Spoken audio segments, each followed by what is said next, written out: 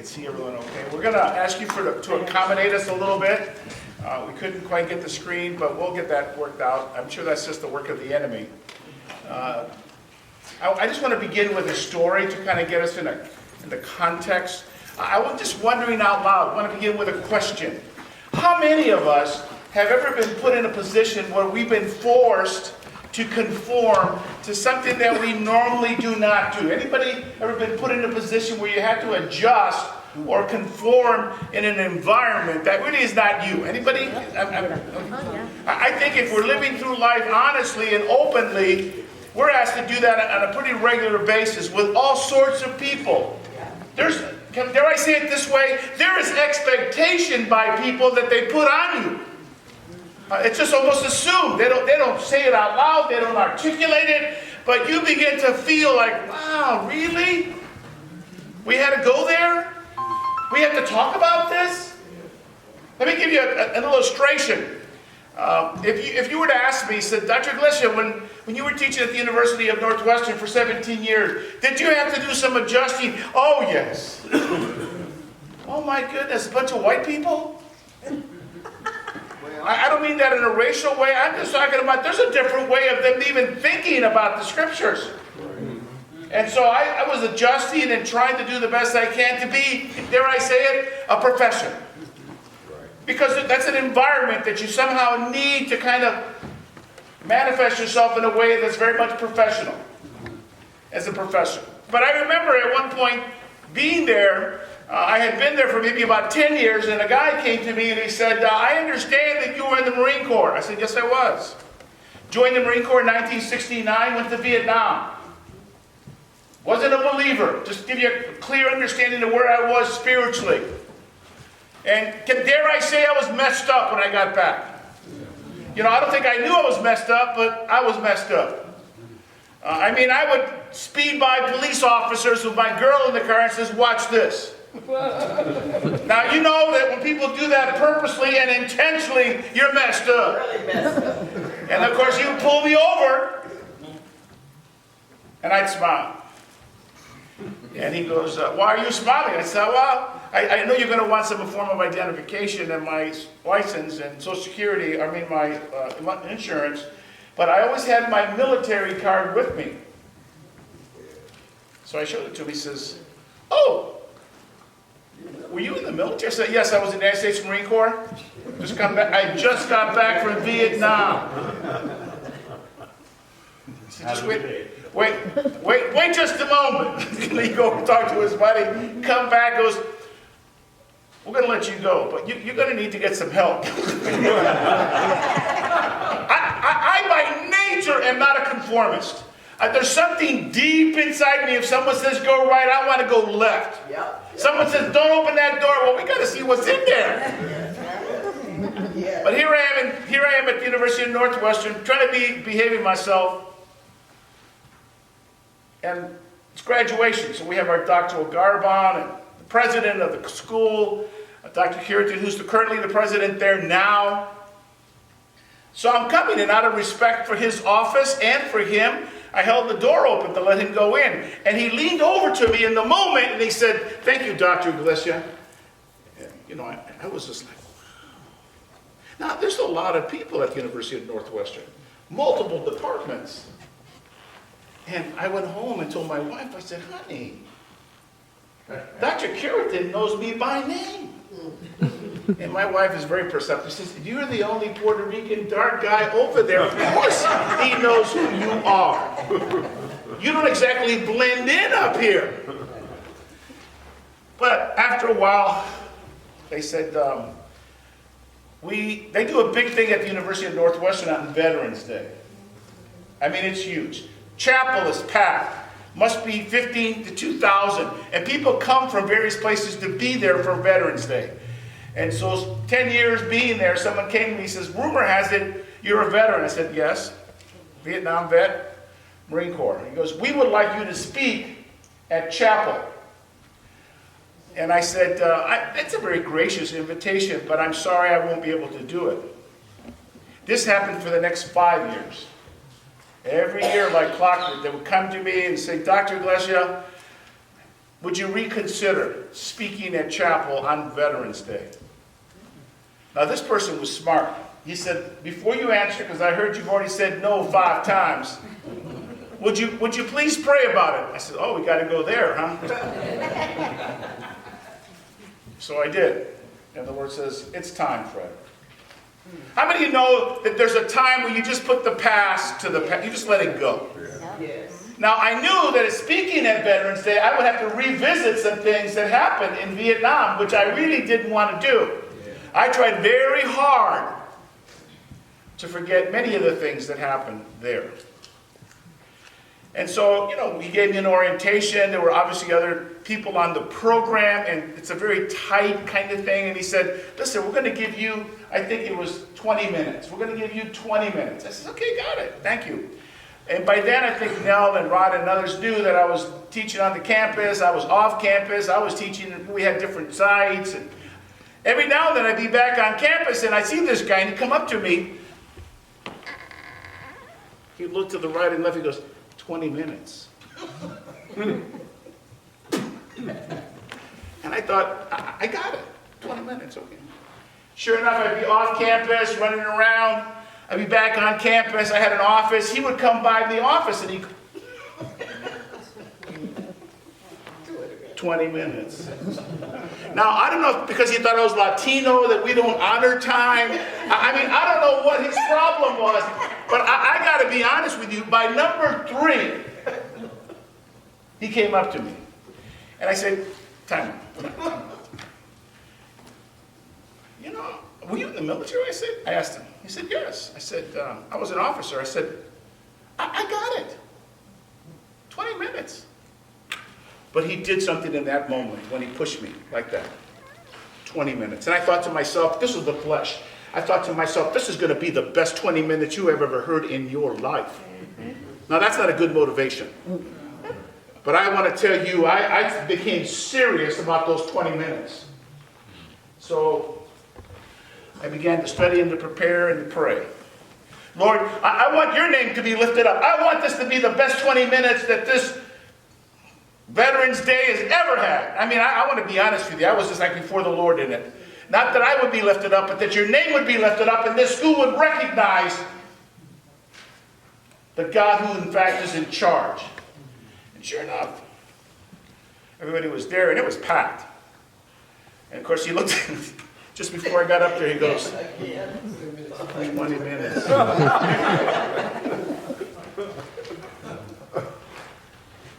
Got up. I started. And obviously, I think most of us who are teachers are moving a little bit toward being a preacher. And I got up there and I let it go. And as I was talking about Vietnam and about focusing our lives with purpose to lift up the name of God. And I said, by the way, the military, those of you know, is under the auspices of beck and cry of the President of the United States. And they are, the military is. And I ended something like this. We, as God's people, as God's soldiers, are not under the direction of a president. We are under the direction of a king. And it's King Jesus I'm talking. People just went crazy. They jumped up. They were applauding.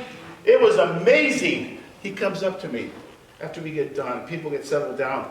He goes, that was amazing. The flesh took over. I says, can you imagine if I would have had 25 minutes?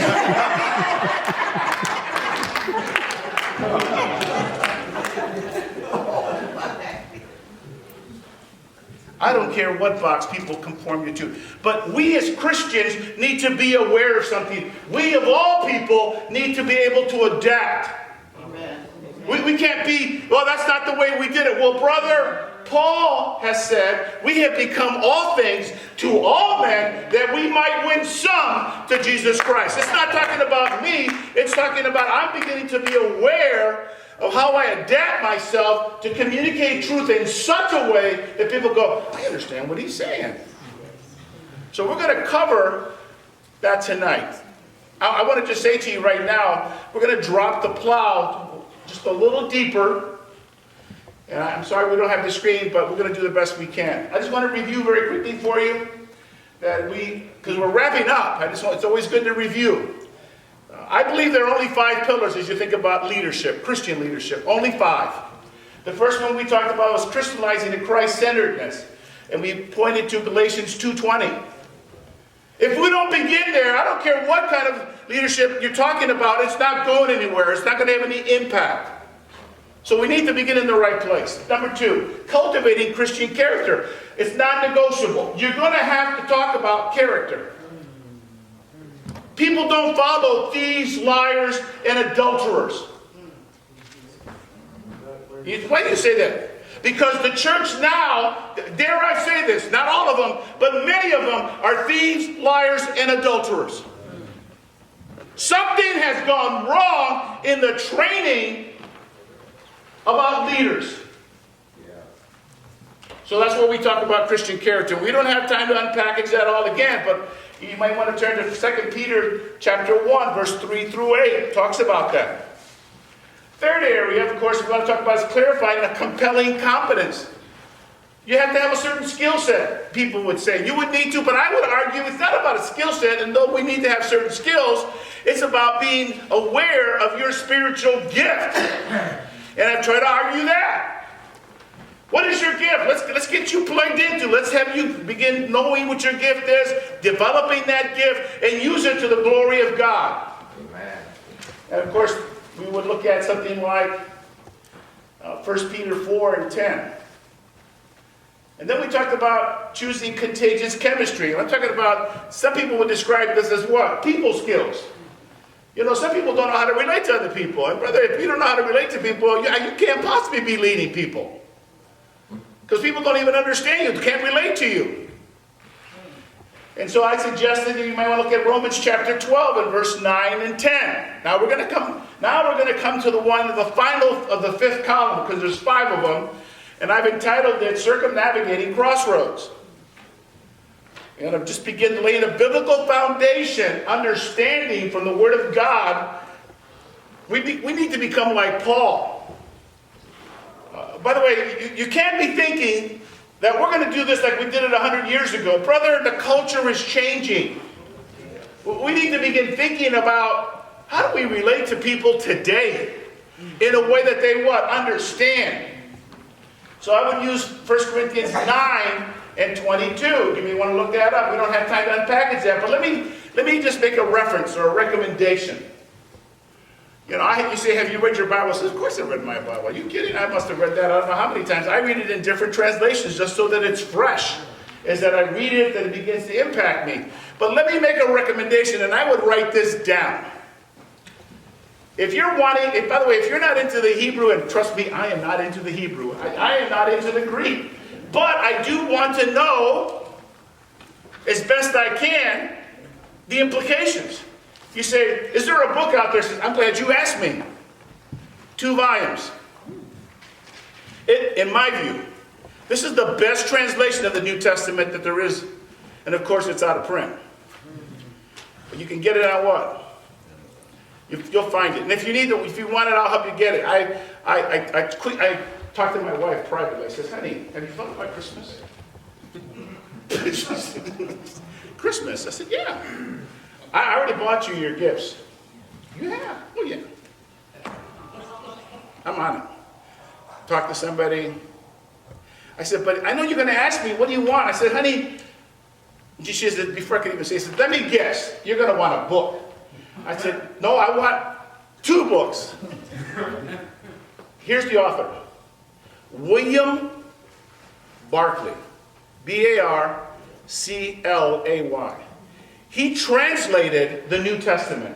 It has to be the best translation, in my view, that honors the text. I mean, we've got all sorts of things like paraphrases, but William Barclay did an incredible job of translating the New Testament. Let me give you his translation of 1 Corinthians 9:22. This is how it reads.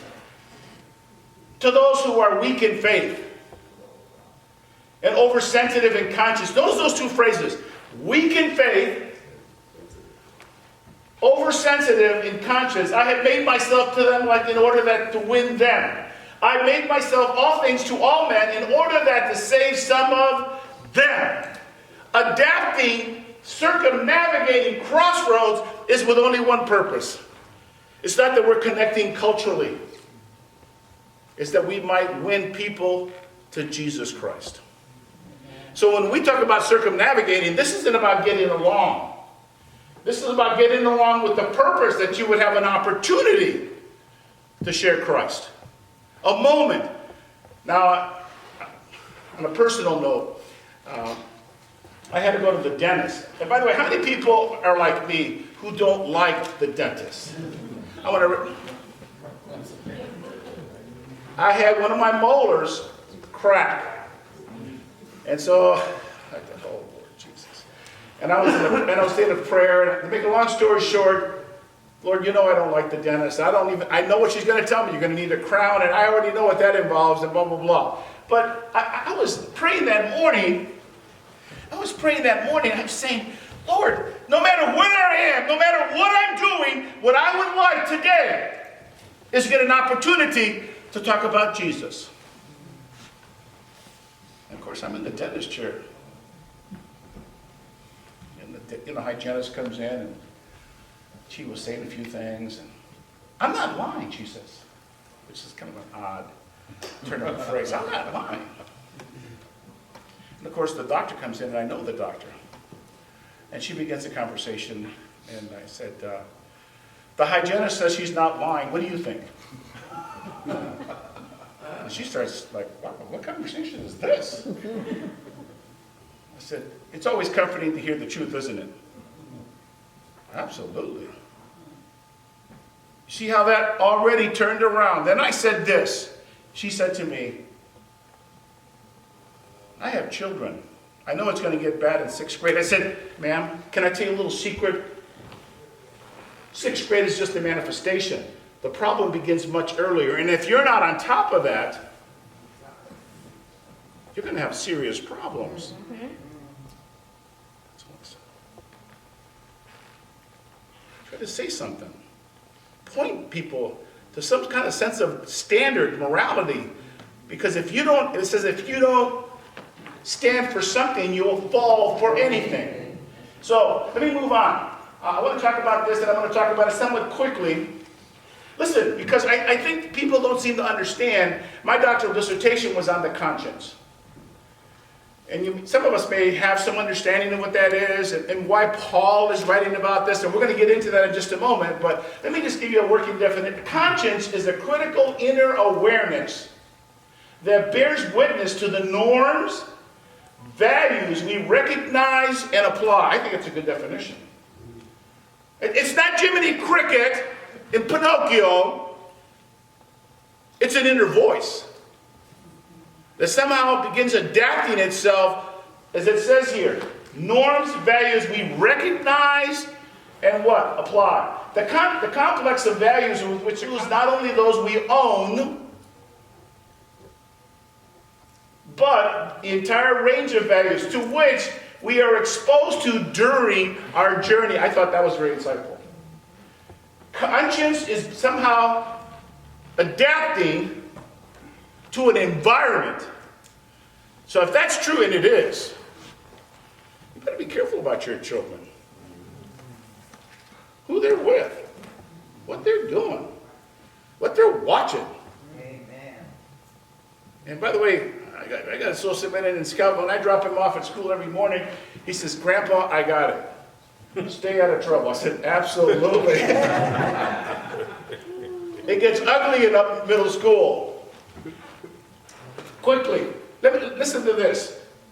There are 30 occurrences of the word conscience that almost exclusively Pauline. In other words, if you begin to read Paul's letters, we're going to get into that just momentarily. If you begin to read all the letters, Paul is the dominant voice as it pertains to this question of conscience. As a matter of fact, 22 times, with an additional 5 times in Hebrews and 3 times in Peter. And of the 22 times, 11 of them, almost half, is Paul speaking about the conscience. And I'm going to explain why that's true in Corinthians. Now think about it for a moment. These people were not necessarily Jewish in their upbringing, and we're going to get into that in just a moment. So what did they have as a guide? Well, they had Paul. Stood there for about a year, 6 months, 18 months total, teaching, preaching, declaring the Word of God, declaring truth. But what else do they have? Paul is arguing, you have a conscience. You need to begin to listening to that conscience. God gave you that conscience. And now that you're filled by the Spirit, it's even more important that you pay attention. You might want to write these down. And if you want some, I can give you a sheet. And by the way, those of you who are taking the course or the students, I will provide, when the notebook comes, references. So you can just look them up at your convenience. This is not how many points you can, no. We're going to give you this. But I can't go through, we don't have the time. Let me just pick out 4. It appears in Acts 23 and verse 1. Talks about a good conscience. We have a clear conscience. 1 Timothy 3 and verse 9. We have a thing called an evil conscience. Hebrews chapter 10 and verse 22. Then here it comes. It's in Corinthians. Paul writes, he talks about a weak conscience. And this is the thing he's talking about. He's concerned about Christians who don't have a good conscience. He says a weak one. 1 Corinthians what? 8 and verse 7. We're moving quickly now.